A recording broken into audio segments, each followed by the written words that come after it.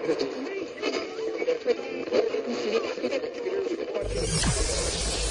ready for unique, rare, and little-known treasures from the golden age of radio. You're listening to The Amazing World of Radio with Adam Graham. Welcome to The Amazing World of Radio from Boise, Idaho. This is your host, Adam Graham. Our Jack Webb Centennial Series continues, and we're going to bring you another couple 15-minute episodes. And here we kind of shift our focus for the remaining 3 episodes of the series, counting this one, as we're moving to the post-Dragnet era, where Webb was not doing as many appearances on other people's radio programs. And so the ones that he did choose, they had to be ones that appealed to him in some way. So we're going to start out with another episode of Guest Star. And this one originally aired June 21st, 1953, and the title is By Mere Coincidence. The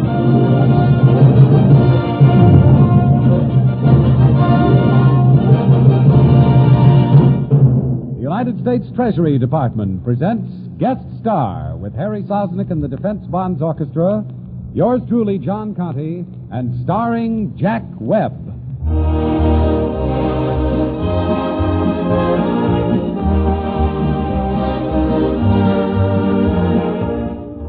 How do you do, ladies and gentlemen? This is John Conte, your host for Guest Star, a transcribed feature for Defense Bonds, presented by this station as a public service. Your maturing Series E defense bonds can go right on earning interest for you for as much as 10 years longer. If you don't need the cash right now, hold those bonds at interest and keep on buying more defense bonds through the payroll savings plan where you work or the bond-a-month plan where you bank. In a moment, we'll introduce Jack Webb. First, Harry Sosnick and the Defense Bonds Orchestra present Harry's own arrangement of the stirring Lady of Spain.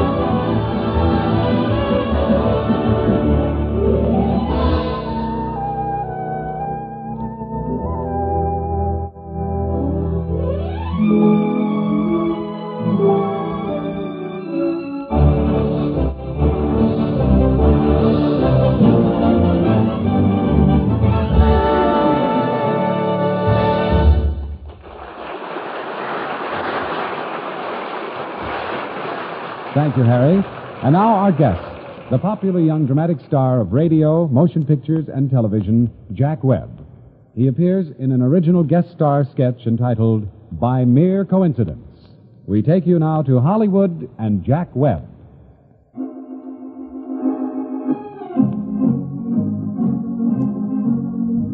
My name's Christopher Adams. I'm 32 years of age, 5 feet 11, 172 pounds, black hair. I'm a salesman with Durham Industrial Supply. 2 days ago, I came to Washington, D.C. to wrap up some last-minute business before beginning a much-needed 2-week vacation. On the run from Washington, D.C. back to New York, that's where the whole incident began. The The incident that almost cost me my freedom.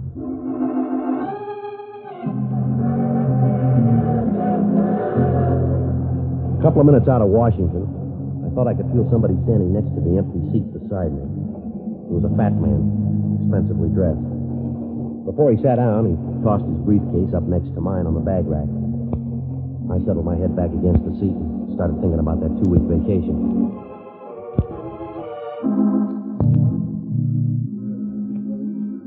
Well, a train bell woke me up. We'd stopped. We were in Pennsylvania Station. The seat next to me was empty. The fat man was gone. I yanked my briefcase down from the bag rack and headed up the ramp to the cab stand. It was 11:30 when the cab dropped me off in front of my apartment building.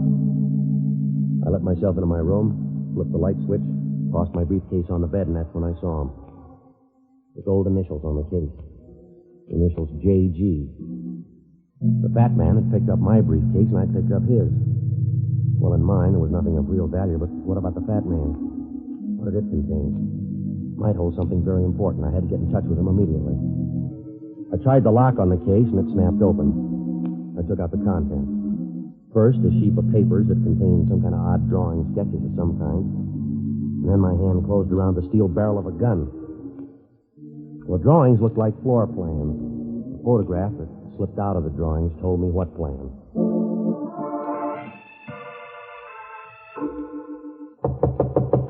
Just a minute. Mr. Adams? Yes, I'm... Inside, please. What's going on here? Comrade Gregor, he's here. Yes. Yes, good. Now, look, I don't know what this is all Close the about. door, Maxie. Yes, Comrade Gregor. I see you have examined the contents of my briefcase, Mr. Adams. Well, I was only trying to find out who the case belonged to. Please, Mr. Adams. How well did you examine the contents? You know them well enough to go to the police? Hey, now, look here. I don't know what you're talking about. All I did was... Of course not. You are stupid. So stupid. You Americans make many heroics when the so-called chips are down. No, let me. Not here, Maxim. It is time. Put the papers back in the briefcase. Yes. What are you trying to do here? Who? In good time, you shall know, Mr. Adams. In good time. Ready, Maxim? Yes, Comrade Gregor. Good. Now, Mr. Adams, you will come along with Manor for, I promise you, a short ride. Shall we go? Well, the fat man Gregor and his accomplice herded me out of the apartment, down into their car. At the curb, they put a blindfold over my eyes and told me to keep quiet. 2 minutes later, I'd lost all sense of direction. 15 minutes later, the car came to a stop. I was roughly guided up some squeaky wooden steps and ushered into a warm room. Take the blindfold off, Maxim. Yes, Comrade. There. That is better, is it not, Mr. Adams? So, how do you like your new home for the next few days? It's just fine. Now, look, what's this all about? See, you are not stupid after all, Mr. Adams. Well, I surveyed the room. There was a lone lamp on the table. The table that stood between Gregor and myself. Maxime was moving toward me. In his hand, he held a gun. Well, I thought it was now or never, so I made a pass at the table. The lights! Get him, Maxim! Yes, Comrade! I hit Gregor from behind. I heard him hit the floor. And then I caught the outline of Maxime against the window. I dived for him. I yanked his arms around behind his back and forced him around in front of me. He's here, Comrade Gregor! He's here!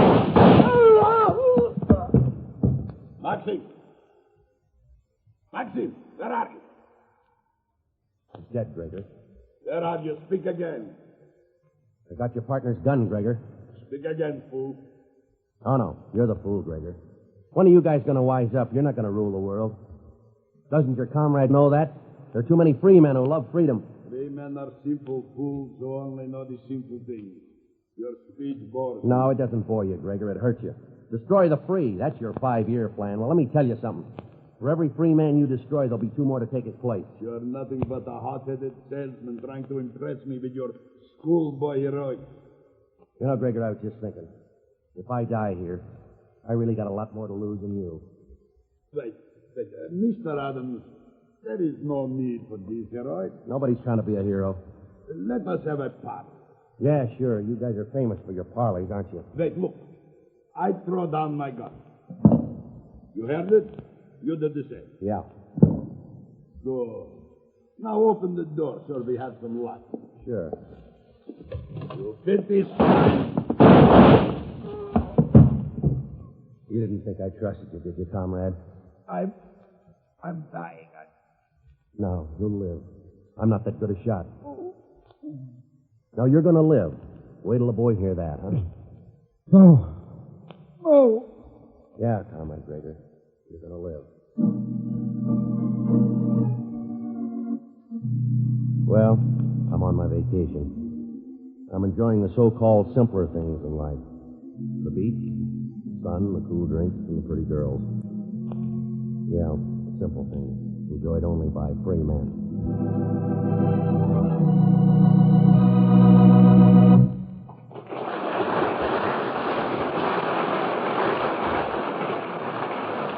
That was a fine performance, Jack Webb, as always. Well, thank you, Ted DeCorsia. Same for you. And I enjoyed doing it, and it's especially nice to be appearing on a defense bond program again. You picked a good time for your return appearance, Jack, because now you know defense bonds are a better investment than ever. Yeah, I know that, Ted.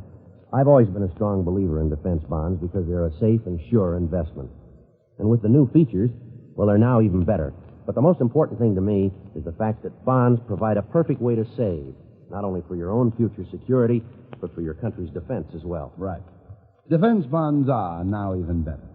Now defense bonds pay more interest and have a shorter maturity period.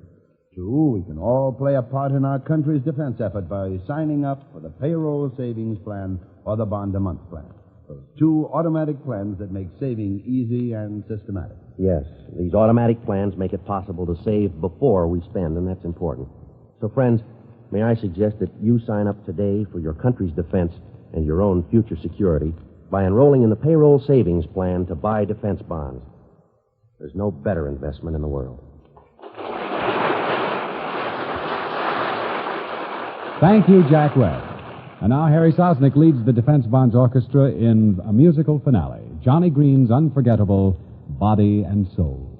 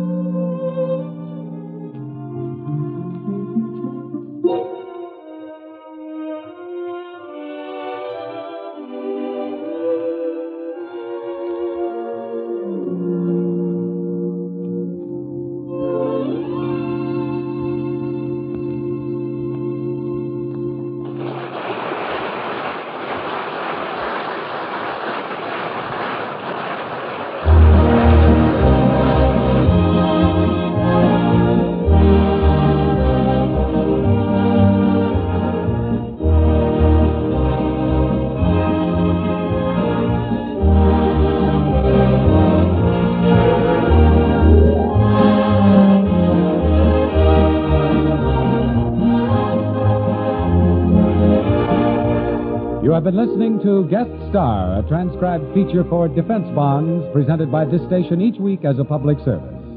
Our thanks to Jack Webb for a fine performance and to his supporting players, Ted DeCorsia and Fritz Feld, and his director, Louis Graff. Next week, we'll have another favorite star and more good music by Harry Sosnick and the Defense Bonds Orchestra. So we hope you'll be with us. In the meantime, this is John Conte saying so long and reminding you that regular saving today means security tomorrow. Invest in defense bonds where you work or bank.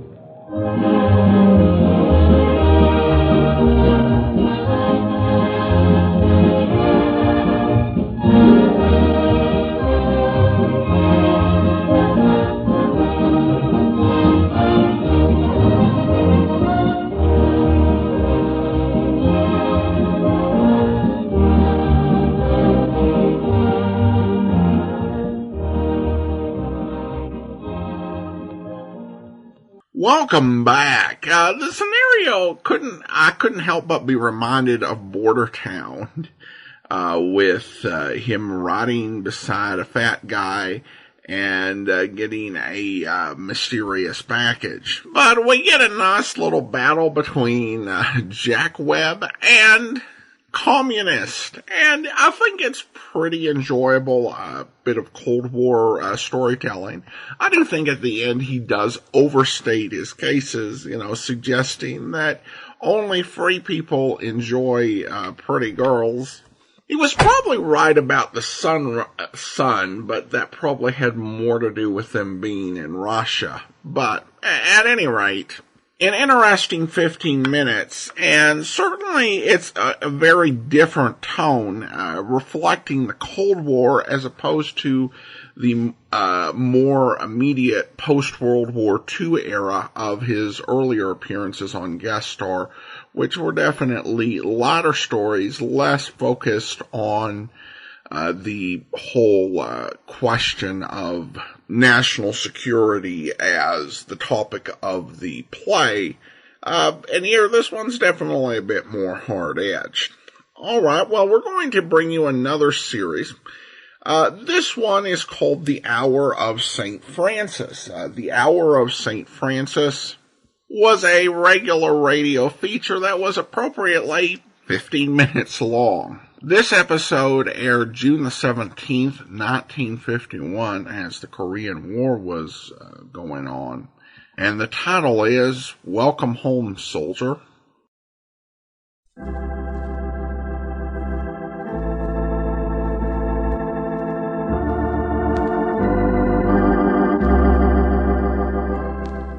The Hour of St. Francis, whose chief concern is to speed the return of peace in the heart, in the home, and in the world, hopes that the program you are about to hear will be a long stride in the direction of that peace.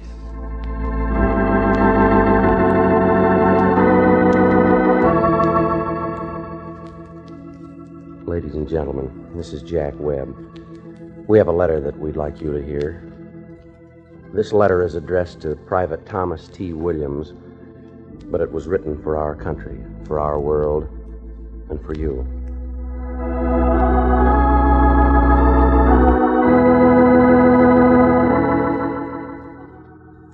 Dear Tom, I'm writing you this letter because I read about you in the paper yesterday.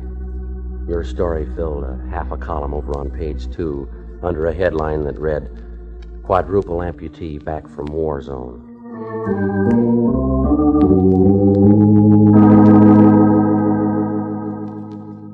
Well, I read how you'd been wounded, how you'd crawled across the ice of a frozen reservoir, how you'd lost both arms and both legs from frostbite and gangrene. I read that you were 22 years old, but it was the last sentence in the story that made me write you this letter. I can see you, Tom, being lifted out of a hospital plane on a stretcher. I can see the reporters and the photographers rush up to you. Tom, I'm from the Evening News. I'd like to ask you a couple of questions. I'd like to get a picture, Tom. Turn your face just a little this way. Go away and leave me alone. Oh, this will only take a minute. All I want is a couple of words. Come on, Tom. Let's have just one picture, huh? Go on away. You think you've got me cornered, don't you? You know I can't smash that lousy camera. You know I can't get up and run. Get out of here and leave me alone! Try not to be disgusted with this, Tom. The reporters and the photographers were just doing their job. But it was more than just a job this time. You're news, you know. But you're really more than news. Well, if I was talking to you, Tom, I know you'd stop me. I could just hear you say I don't something. want my picture in the paper so everybody can feel sorry for me and feel darn glad it isn't them. I don't want pity. I don't want maudlin sentiment. Don't hand me any publicity or any medals. Give me back my right arm so I can hit a baseball. Give me back my left arm so I can catch it. Give me back my leg so I can jump the front fence on my way home from work. Give me back my feet so I can drive my own car. Give me back my arms to hold the girl I wanted to marry. All right, Tom. Just one more kiss. That's what I want. I don't want to be a freak.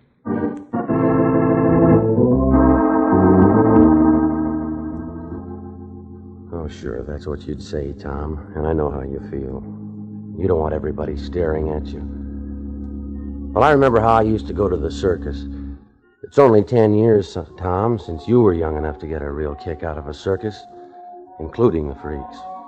Step right up, folks. Get your tickets here for the breathtaking attractions and the stupendous events of the greatest sideshow on earth. The most marvelous collection of strange and mysterious human beings ever assembled under one tent.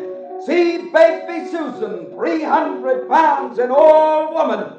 See the tallest living man in the world. See the armless, legless wonder. He has no hands. He has no feet. See him write a letter. See him play the piano. The armless, legless wonder of the world. Get your ticket.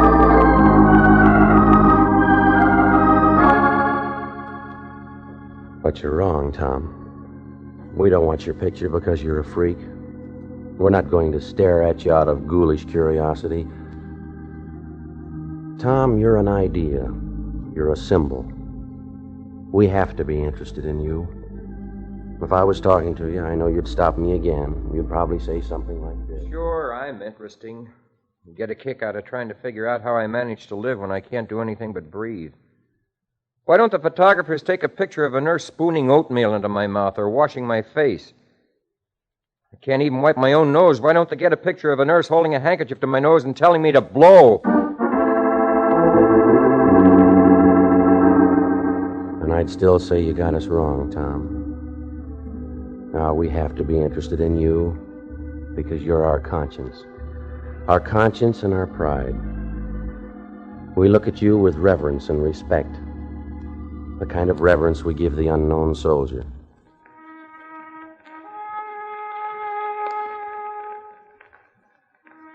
The unknown soldier is a symbol, too. He stands for God only knows how many soldiers who died for a dream. We buried him there in the quiet of the cemetery, and we thought we left him in peace. But we let our conscience go to sleep, too.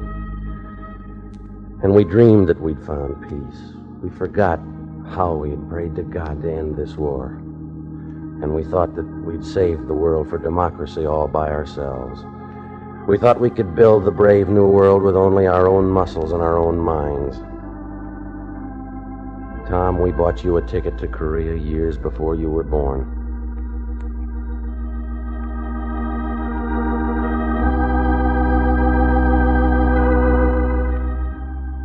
This time, you're the known soldier. In 1939, the guns turned our dream into a nightmare, but we didn't wake up, Tom. We talked in our sleep, the war to end all wars, one world, United Nations.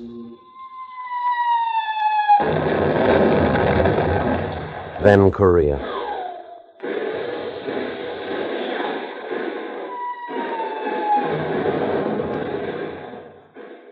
We're awake now, Tom. Korea opened our eyes. Now we see you, our known soldier. You're the sum of all our mistakes, our selfishness, our evasion. We let this happen to you, we the people. We're responsible. We did all the wrong things in conference rooms, in business offices, in houses all the way from the restricted residential districts to the slums.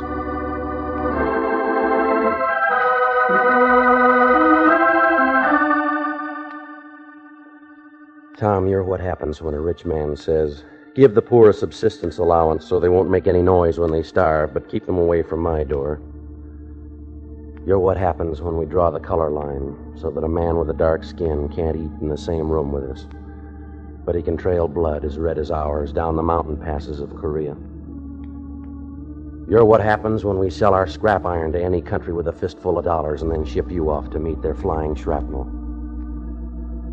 You're what happens when statesmen pool their brain power in the councils of the nations and they consult everybody but God.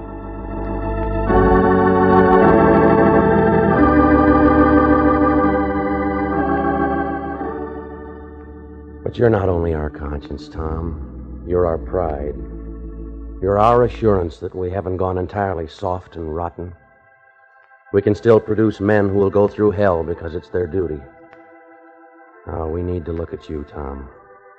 You stand for the only thing that can pull this world of ours out of the mess that we've got it in. You stand for sacrifice. You're a symbol, a sign that says to the world, stop. You're traveling down the road that leads to destruction.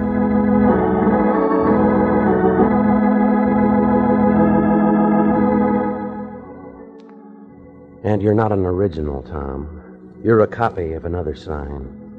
The original stood on a hill outside Jerusalem. It was in the shape of a cross, and there was a figure nailed to it.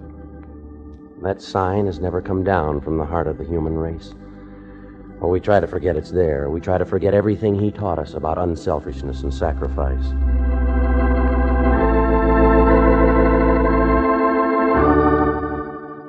And then you come along. You make us remember. We can't blame the politicians for making us forget, Tom.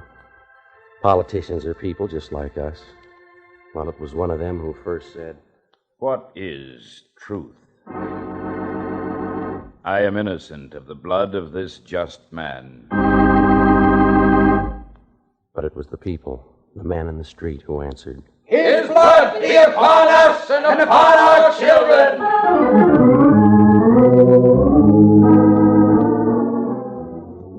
Tom, try to understand us and forgive us. It isn't just the photographers who are asking you for a picture. They're only speaking for the rest of us, for your whole country, who needs to look at you.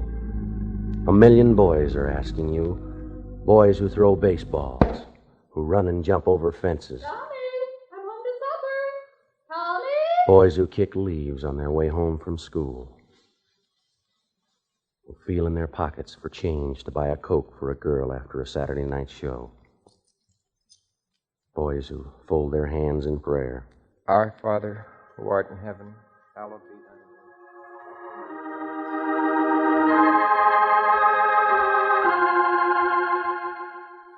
Tom, the mothers and fathers of these 1 million boys need your picture.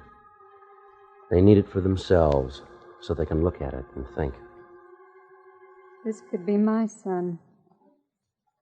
Am I going to let this happen to my boy?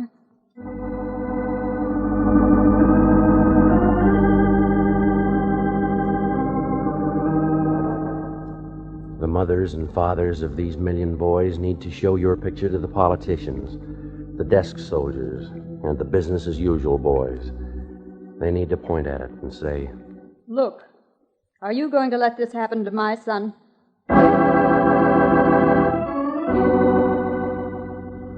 Well, I had to write this letter, Tom, because I know how those reporters and photographers really felt.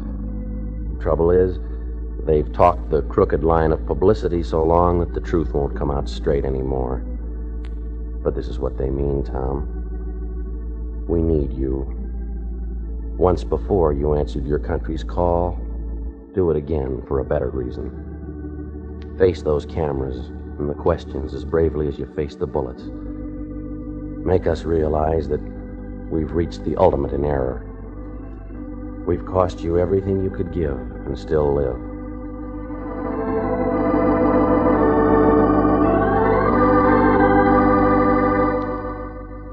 Tom, you can make us ashamed to go on living in evil luxury and soft sin. Let us look at you. Let us see how completely we've robbed you and ourselves. Each emptiness, where there should be body and life, stands for our own lack of God. We cut off your arms and your legs when we cut God out of our lives. Tom Williams, if your loss brings us back the gain of God, you will be the arms of America spread wide in love to all the world. You'll be the feet of America set straight on the path to peace.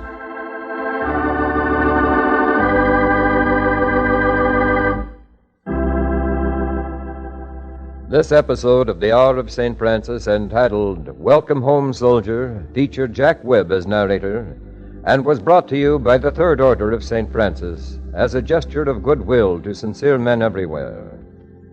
The Third Order is a living society of men and women who, in their businesses, professions, and in their daily family lives, dedicate themselves to the ideals of St. Francis, and who with St. Francis pray, Lord, make me an instrument of your peace.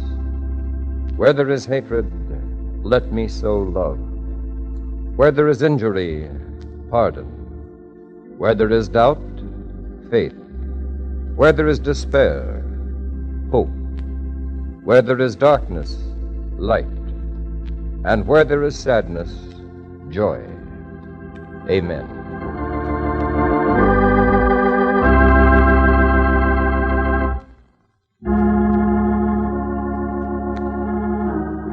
For a copy of the program you have just been listening to, or of the Peace Prayer of St. Francis, write to the Hour of St. Francis, in care of the station to which you are listening.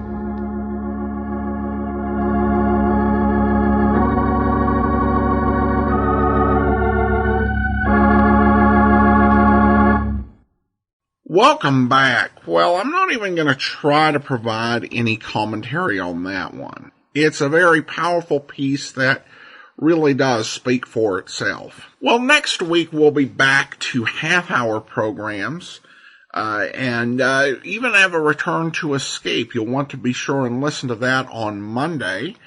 And in the meantime, do send your comments to box13@greatdetectives.net. From Boise, Idaho, this is your host, Adam Graham, signing off.